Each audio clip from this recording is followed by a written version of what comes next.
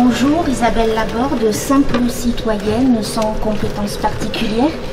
Je voudrais juste ajouter au monsieur de l'intervention de l'ONF, je le remercie d'avoir parlé du sol parce que pour moi le sol est indispensable à la forêt. Je voudrais juste redonner un chiffre en fait, c'est que 25% de la biodiversité mondiale se trouve dans le sol. Je ne vois pas qu'on puisse parler de forêt sans parler de sol. En revanche, je ne suis pas tout à fait d'accord. Ce qui nourrit le sol, ce n'est pas des vieilles forêts, c'est la photosynthèse et c'est de la biomasse et c'est des plantations massives. Donc au contraire, je pense qu'il est nécessaire que nous plantions beaucoup de feuillus, que nous nourrissions le sol avec nos plantations. Si vous êtes sceptique, vous avez le droit. Je vous invite alors à aller étudier la question de l'agroforesterie syntropique. Ok, eh bien alors s'il a étudié, je ne crois pas qu'il puisse dire non, parce que vraiment c'est très intéressant.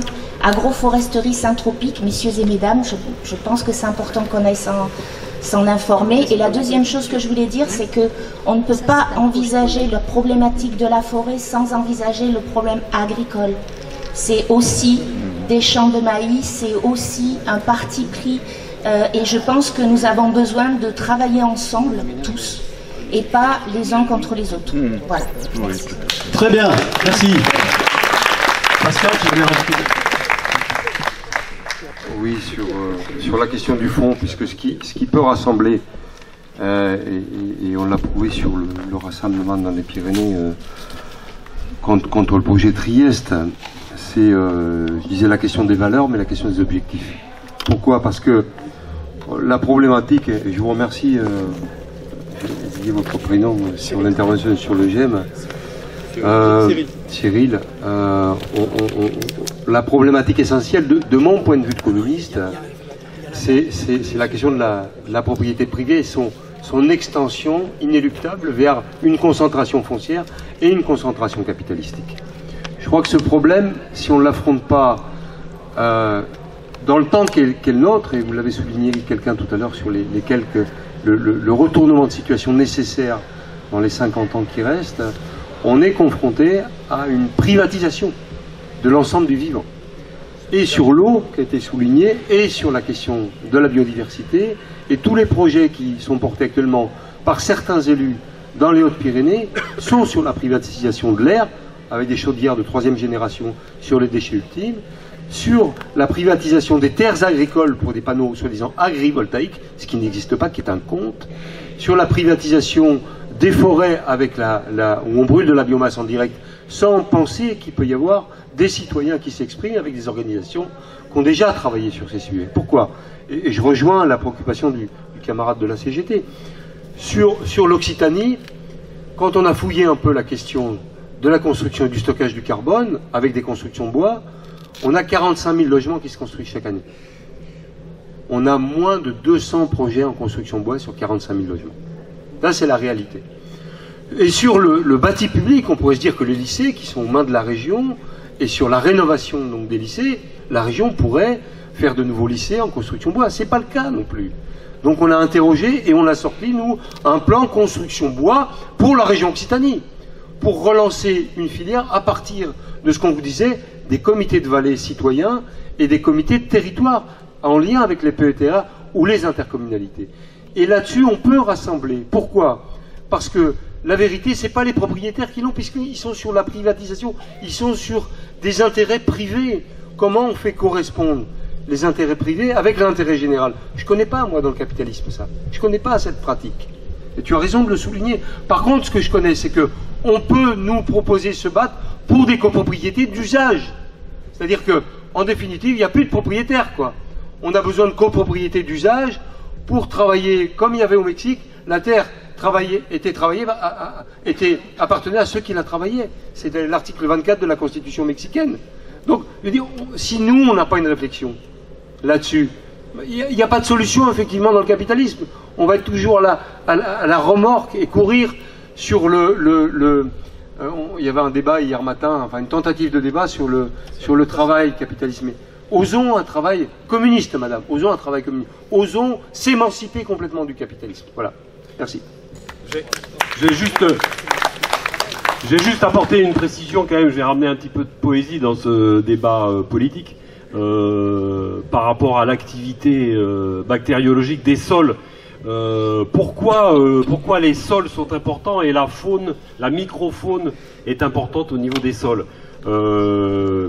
Et pourquoi la forêt française est pauvre? La forêt française est pauvre parce que justement, l'industrialisation de la forêt française a conduit à couper tous les gros arbres. Et donc, à dire, en fait, autrefois, il y avait très gros arbres. Alors, je vais vous expliquer très rapidement une notion technique. Les très gros arbres, c'était à partir de 80, 90 jusqu'à 110, 120 de diamètre. Et puis, comme il n'y en avait plus, on a diminué le diamètre des très gros arbres. Par un jeu, tac, hop, et d'un seul coup, les très gros arbres, ils ont commencé à 60. Et petit à petit, on va descendre. Pourquoi il faut des très gros arbres? Parce que les très gros arbres qui meurent au bout de leur cycle biologique naturel, un pin maritime doit mourir, je sais pas, dans les 200 ans, etc.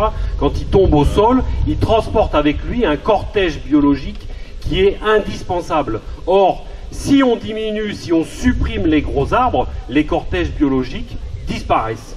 Et donc, la résilience, ce grand mot à la mode aujourd'hui, la résilience de la forêt à résister à des attaques de pathogènes, à résister à tout un tas d'attaques diverses et variées, eh bien elle s'en trouve considérablement affaiblie. Et c'est pour ça que dans tous les modèles de monoculture, qu'ils soient agricoles ou forestiers, on s'expose énormément à tous les agents pathogènes parce qu'on est incapable de reproduire la diversité biologique naturelle. L'homme a tendance toujours à faire des raccourcis, à s'imaginer que la vie s'imagine à une génération. Or, dans une forêt, la vie, c'est pas une génération. La vie d'une forêt, c'est un arbre qui naît, c'est un arbre qui pousse. Dans sa jeunesse, il consomme énormément de matière minérale au sol, et c'est pour ça qu'on ne le coupe pas dans sa jeunesse. Parce que vous exportez de la matière minérale, et c'est totalement idiot.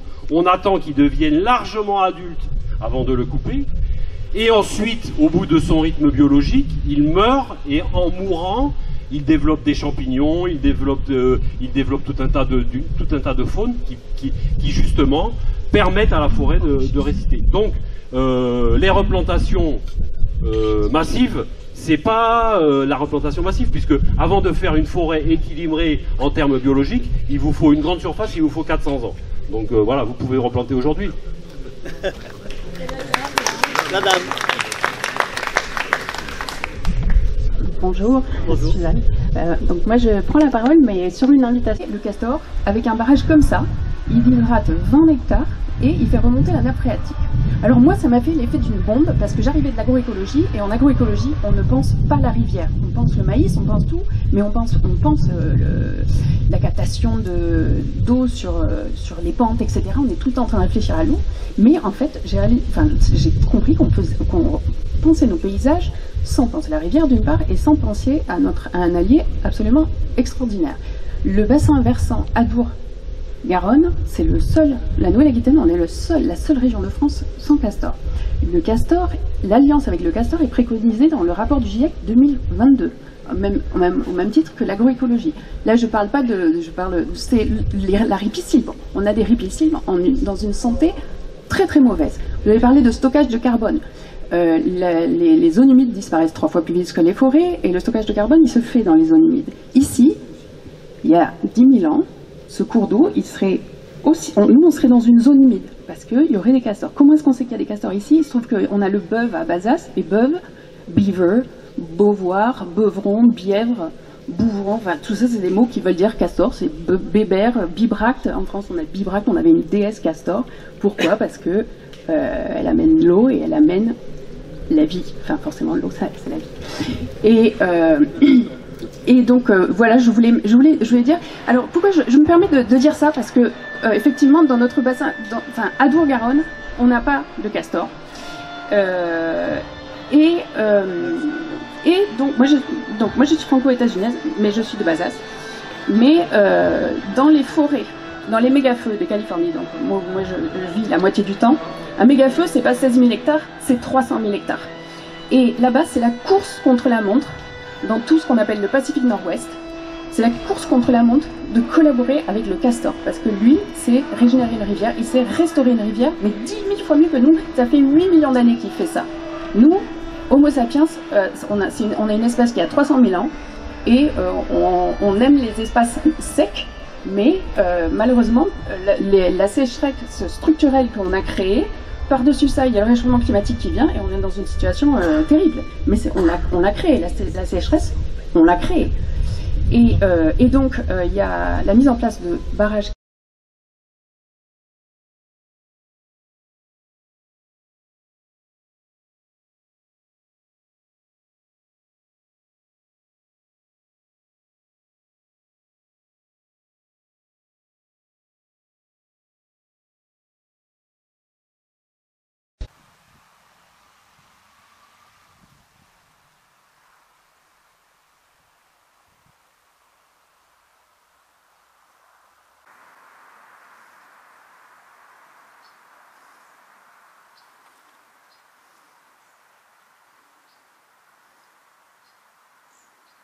Antagonismes qui se produisent entre la protection de l'emploi et la protection de la biodiversité, se prémunir du changement climatique, parce que c'est arrivé dans le passé. Moi, j'ai été quelqu'un qui me suis occupé des travailleurs malades de l'amiante, vous en avez entendu parler.